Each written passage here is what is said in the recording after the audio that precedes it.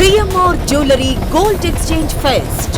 మీ పాత బంగారం మార్పిడికి అధిక విలువ, కొత్త బంగారానికి అతి తక్కువ తరుగు గ్యారంటీ. ఇది మా ఛాలెంజ్. మీ పాత బంగారానికి 100% విలువతో మీకు నచ్చిన కొత్త బంగారు ఆభరణాలు మీ సొంతం చేసుకోండి. కొత్త బంగారు ఆభరణాల తరుగుపై ఫ్లాట్ 40% తగ్గింపు పొందండి. మజూరీ లేదు. సిల్వర్ ఆర్టికల్స్ పై తరుగు మజూరీ లేదు. డైమండ్ ఆభరణాల డైమండ్ ధరపై ఫ్లాట్ 15% తగ్గింపు పొందండి. మన సంప్రదాయం ఆధునికతలకు అద్దం పట్టే vintage collections, antique collections, temple collections, Natasha collections, peacock collections, వివాహ కలెక్షన్స్, విక్టోరియా కలెక్షన్స్ మా ప్రత్యేకత. 100% హాల్మార్క్ తో మార్కెట్ లో మరెవ్వరూ ఇవ్వలేని లైఫ్ లాంగ్ సర్వీస్ అందించే ఏకైక సంస్థ CMR jewellers. Tulsiram theatre, Kurnool road, Ongole. గొర్రెల కాపరులైన యాదవ సోదరులపై దాడి చేయడమే కాకుండా వారిపైనే తిరిగి అక్రమ కేసులు బనాయించడం అత్యంత దుర్మార్గమని బీసీవై పార్టీ అధినేత బోడే రామచంద్ర యాదవ్ తీవ్రంగా ఖండించారు. ప్రకాశం జిల్లా ఈదుమూడి గ్రామంలో ఇటీవల దాడిలో గాయపడిన గొర్రెల కాపర్లను వారి స్వగ్రామమైన పెద్దగంజాం గ్రామ పంచాయతీ పరిధిలోని ఆవుల దొడ్డి కొత్త గొల్లపాలెం గ్రామంలో పరామర్శించారు. అనంతరం ఆయన విలేకరుల సమావేశంలో మాట్లాడుతూ గొర్రెల కాపర్లపై దాడులు చేయడం, నీచ పదజాలంతో మాట్లాడుతూ కులం పేరుతో దూషిస్తూ భయభ్రాంతులకు గురి చేస్తున్నా ఎవరూ పట్టించుకోకపోవడం దారుణమన్నారు. న్యాయం కోసం బాధితులు అధికార పార్టీ నాయకులు గ్రామ పెద్దల వద్దకు వెళితే వారి సమక్షంలో రెండవసారి దాడి చేశారన్నారు. న్యాయం చేయమని పోలీసులను ఆశ్రయిస్తే నిందితులపైనే చర్యలు తీసుకోకుండా బాధితులపై తప్పుడు కేసులు బనాయించినట్లు తెలిపారు. బాధితులపై తప్పుడు కేసులు పెట్టి 15 రోజులుగా వేధిస్తున్నట్లు తెలిపారు. టీడీపీ అధికారంలోకి రాకముందు బీసీలకు రక్షణ చట్టం కల్పిస్తామని, వారిపై దాడులు జరగకుండా తగు చర్యలు తీసుకుంటామని ప్రగల్భాలు పలికి అధికారంలోకి వచ్చినట్లు తెలిపారు. గొర్రెలు మేపుకుంటున్న నిరుపేదలపైన దాడులు జరుగుతుంటే రాష్ట్ర ప్రభుత్వం ఏం చేస్తుందని ఆయన ప్రశ్నించారు. బాధితులకు పూర్తి స్థాయిలో న్యాయం జరిగే వరకు తమ పోరాటం కొనసాగుతుందన్నారు. బాధిత కుటుంబాలకు అన్ని విధాలా అండగా ఉంటామని ఆయన హామీ ఇచ్చారు. ఈ కార్యక్రమంలో బీసీవై పార్టీ నాయకులు నర్రావు శ్రీనివాసరావు, ఆదిశేషు, కయ్యాల ఆంజనేయులు, చెల్ల హరినారాయణ పాల్గొన్నారు. మీరు ధైర్యంగా ఉండాలి. మీరు తప్పు చేయలేదు, మీరేమి నేరం చేయలేదు, ఘోరం చేయలేదు, హత్యలు చేయలేదు, అత్యాచారాలు చేయలేదు. వాళ్ళందరి మీద యాక్షన్ తీసుకోవడానికి చేతగాని పోలీస్ డిపార్ట్మెంటు మీలాంటి బాధితుల మీదకి వస్తున్నారంటే ఈ రాష్ట్రంలో ఇంతకంటే సిగ్గుమాలిన నీతి లేని వ్యవస్థ ఇంకోటి లేదు. సో దీనికి ఏం చేయాలో అది చేద్దాము. మీరు ధైర్యంగా ఉండండి. ఖచ్చితంగా ప్రభుత్వం మీకు న్యాయం చేసేంత వరకు నేను పోరాటం చేస్తాను. బీసీవై పార్టీ పోరాటం చేస్తుంది. మా నాయకులందరూ అండగా ఉంటారు. రక్షణ కల్పించే బాధ్యత కూడా నాదే ఉంటుంది. ఈసారి మళ్ళీ ఇంకొకసారి మీ పైన కానీ, మీకు సంబంధించిన వాళ్ళ పైన కానీ, లేదంటే గొర్రెలు మేపే వాళ్ళ పైన కానీ ఎక్కడైనా దాడులు జరిగితే దాని పరిణామాలు ఎలా ఉంటాయో పోలీసులకి చూపిద్దాము, ప్రభుత్వానికి చూపిద్దాము.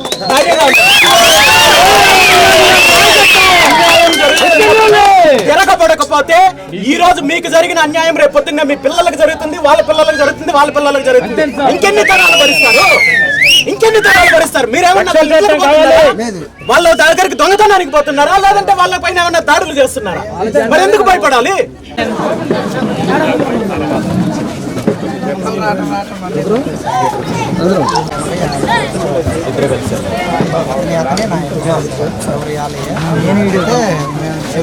బాబు నెట్టవాకండి, వెనక్కి జరుగు.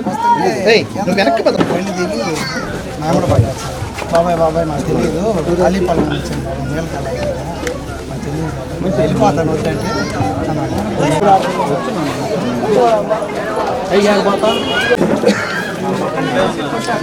జనాలు వస్తారా?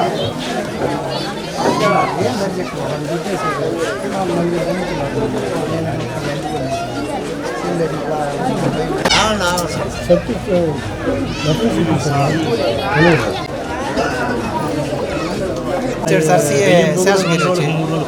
ఆ 10వ తారీఖు మేము వెళ్ళి కంప్లైంట్ ఇచ్చాము సార్. కౌంటర్ కేసు పెట్టారు సార్. ఏం చేశారు? మేము కొట్టామంట వాళ్ళని. 24 గంటల దాకా ఏం చెప్పలేరంట. ఏమైందో చెప్పలేము మనిషికి, మీరు పడేసి కొట్టారని మా మీద కౌంటర్ కేసు పెట్టారు సార్. ఇక అక్కడి నుంచి నేలాపాలెం ఒకటి మా గుంపులు నీళ్ళు తాగనీట్లా వేసిన దొడ్లు బీకేశారు. మధ్యరాల చెరువు ఈదుగూరు చెరువు నీళ్ళు తాగనీళ్ళ ఎమ్మడ పడి తోలేసి ట్రీట్మెంట్ వచ్చేసి అక్కడి నుంచి ఎక్కడ కనపడినా మా దొడ్లు బీక చెరువులు అంటే ప్రైవేట్గా మామూలు నీళ్ళ చెరువులు సార్. మా చెరువుల మీదకి రావద్దు, మా వాళ్ళ మీద మీరు కేసులు పెడతారా? దీని మీద పోలీసులు ఏం లేదు సార్, ఎంక్వైరీలు అని మా మీదకి వస్తున్నారు సార్. మా ఇళ్ళకి రైతులు రాత్రులు కూడా వచ్చి ఇట్లా ఎక్కడికి వెళ్ళారు ఏందని అడుగుతున్నారు. ఇప్పుడు మీరందరూ వీళ్ళ తరఫున కలెక్టర్ గారికి మెమరాండం ఇచ్చారు కదా, మరి ఇచ్చిన తర్వాత ఏమైనా యాక్షన్ తీసుకున్నారా? డిమాండ్ ఏది కూడా ఒక్కటి కూడా నెరవేర్చలేదని. వీళ్ళు 10వ తేదీ కేసు పెట్టారని చెప్పి వాళ్ళు కూడా 10వ తేదీ కౌంటర్ కేసు పెట్టారు. వాళ్ళకి నిజంగా దెబ్బలు అయితే 7వ తేదీ జరిగిన సంఘటనకి వీళ్ళు పెట్టిన తర్వాత కౌంటర్ కేసు పెట్టారు. వీళ్ళు ఏదైతే సెక్షన్లు పెట్టారో అయ్యే సెక్షన్లు మళ్ళీ వీళ్ళ మీద పెట్టారు. సిఐ ఏదైతే ఉందో ఆ సామాజిక వర్గం అయితే అతను మార్చండి, అతను అయితే వద్దని చెప్పాం, అది చేయలేదు. ఒక 5 డిమాండ్లు పెట్టాం. ఈ ఊళ్ళోకి వచ్చేసి సో ఈ సంఘటన జరిగిన తర్వాత కూడా మిమ్మల్ని వేధిస్తున్నారు సార్. వాళ్ళు మమ్మల్ని కొట్టి వాళ్ళు ప్రశాంతంగా ఊళ్ళో ఉంటే మమ్మల్ని తిప్పుతున్నారు సార్. నీళ్లు దాపడానికి లేదంటే గొర్రెలు మేపుకోవడానికి లేదు వద్దంటారు మా చాలలోకి. మా మీద మీరు కేసులు పెడుతున్నారు. అసలు ఎవరు మీ ఊళ్ళో మా పొలాల మీద జరగడానికి లేదు. అట్లా ఇబ్బంది పడుతుంది. ఇంకో చిన్న విషయం, ఇది ఇప్పుడు జరిగింది నాగులపల్లిపాడు పోలీస్ స్టేషన్ అయితే కేసులు అక్కడ కట్టారు 2. ఇది నాగులపల్లి లిమిట్స్ రాదు, జ్యూరిస్డిక్షన్ మారింది, చిన్నగంజాం వచ్చిందని చెప్పి ఈ కమిటీ వాళ్ళు వచ్చి చిన్నగంజాం మారిందని చెప్తున్నారు. అక్కడికి నేను ఈదుగూరు వెళ్ళి మళ్ళీ Chinnaganjam SI, CA, RDO, MRO పిలిపించారు సార్. ఇన్సిడెంట్ జరిగింది ఏదో ప్లేస్ చూపించాలి, మా రెవెన్యూ వచ్చింది. నేను బండి వేసుకుని వెళ్ళాను, నేను చూపించాను. వాళ్ళు నాది మొత్తం వీడియో తీసుకుంటా రాసుకున్నారని చేశారు. అదే ముందుకు రాలా. వీళ్ళు కలెక్టర్ గారికి మనం ఇచ్చింది, వాళ్ళు దర్శి డిఎస్పీని వాళ్ళని జాయింట్ కలెక్టర్ వాళ్ళు వచ్చారు, వాళ్ళకి చెప్పాము, రాసుకున్నారు. ఎంక్వైరీలు చేసుకుంటే ఇద్దరు ఎంక్వైరీలు చేశారు. మీ అందరికీ తెలుసు, గత 15 రోజుల క్రితము బాపట్ల జిల్లా పర్చూరు నియోజకవర్గానికి చెందిన కొత్తగొల్లపాలెనికి సంబంధించిన 2 గొర్రెల కాపుర్ల పైన జరిగిన దాడి గురించి ఈ రాష్ట్రం మొత్తం చూశారు. దారుణంగా గొర్రెలు మేపుకుంటున్న వారిద్దరి పైన కూడా దాడి చేయడము, మారణాయుధాలతో దాడి చేయడమే కాకుండా నీచమైన పదప్రయోగం చేస్తూ, కులం పేరుతో దూషిస్తూ ఇబ్బంది పెట్టే కార్యక్రమం చేసి, ఆ తర్వాత కూడా బాధితుల్ని భయభ్రాంతులకు గురి చేసే ప్రయత్నం చేస్తే, ఎవరైతే ఈ సంఘటనకు సంబంధించిన నిందితులున్నారో వాళ్ళ సంబంధించి చర్యలు తీసుకోవాలని కొంతమంది అధికార పార్టీకి సంబంధించిన నాయకులు, గ్రామ పెద్దల దగ్గరికి బాధితులు వెళ్తే బాధితులకు న్యాయం చెయ్యకపోగా ఆ పెద్ద మనుషుల సమక్షంలో కూడా మళ్ళీ రెండోసారి దాడి జరిగితే ఏం చెయ్యాలో తెలియని భయంతో పోలీసులను ఆశ్రయించి న్యాయం చేయమని చెప్పి బాధితులు కోరుకుంటే, ఈ రోజు వరకు బాధితులకు జరిగిన న్యాయము శూన్యము. ఈ సంఘటన జరిగిన వెంటనే నాకు సమాచారం వచ్చినప్పటికీ కూడా ఎవరో వ్యక్తులు చేసే తప్పులకు, వ్యక్తులు చేసే నేరాలకు, దాడులకు పోలీసు వ్యవస్థనో లేదా ప్రభుత్వాన్నో తప్పు పట్టడమో నిందించడమో కరెక్ట్ కాదు. ఇలాంటి అవాంఛనీయ సంఘటనలు జరిగినప్పుడు ఖచ్చితంగా పోలీస్ డిపార్ట్మెంట్ కానీ ప్రభుత్వం కానీ చర్యలు తీసుకుంటుంది, బాధితులకి న్యాయం చేస్తుందని చెప్పి గత 15 రోజుల నుండి వేచి చూస్తుంటే, నిజానికి ప్రభుత్వం, పోలీసు వ్యవస్థ చేస్తున్నది ఏంటంటే నిందితుల పైన చర్యలు తీసుకోకుండా బాధితుల పైన మళ్ళీ తప్పుడు కేసులు పెట్టే నీచమైన కార్యక్రమాలు చేసే ప్రయత్నం చేస్తున్నారు. బాధితులని బెదిరించే కార్యక్రమం చేస్తున్నారు.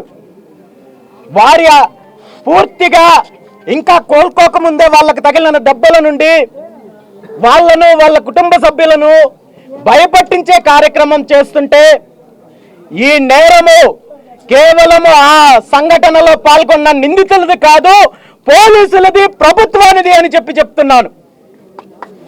ఈరోజు సమాజంలో ఏ వృత్తిలో ఉన్న వాళ్ళకైనా, ఏ ఉద్యోగం చేసే వాళ్ళకైనా, వ్యాపారం చేసుకునే వాళ్ళకైనా అనేక రకాల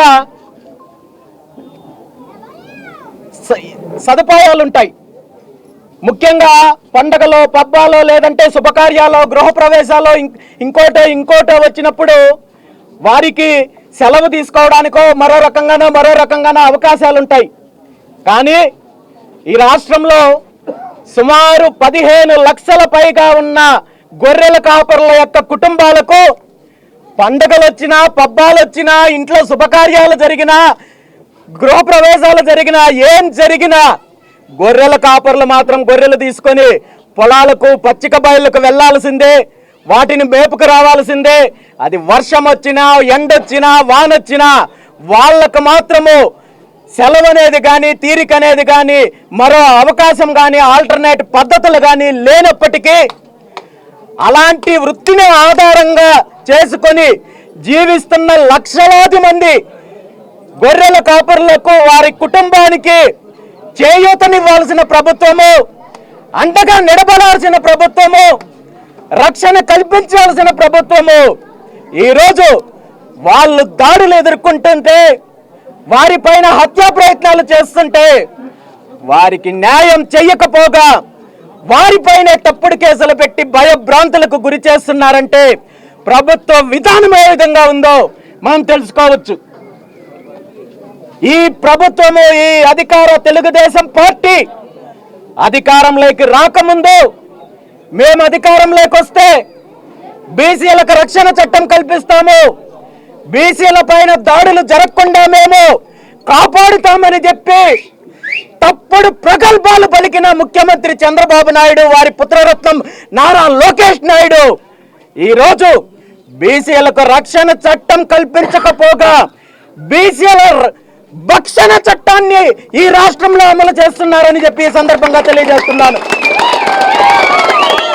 రాష్ట్ర వ్యాప్తంగా అనేక రకాల దాడులు జరుగుతున్నా, అనేక రకాలుగా బీసీలను అణిచివేసే ప్రయత్నం చేస్తున్న ప్రభుత్వము చర్యలు తీసుకోకపోగా ప్రోత్సహించే పరిస్థితి ఉందంటే బీసీల పైన ఉన్న చిత్తశుద్ధి ఏంటో ఈ సందర్భంగా మనం అందరం అర్థం చేసుకోవాల్సిన అవసరం ఉంది.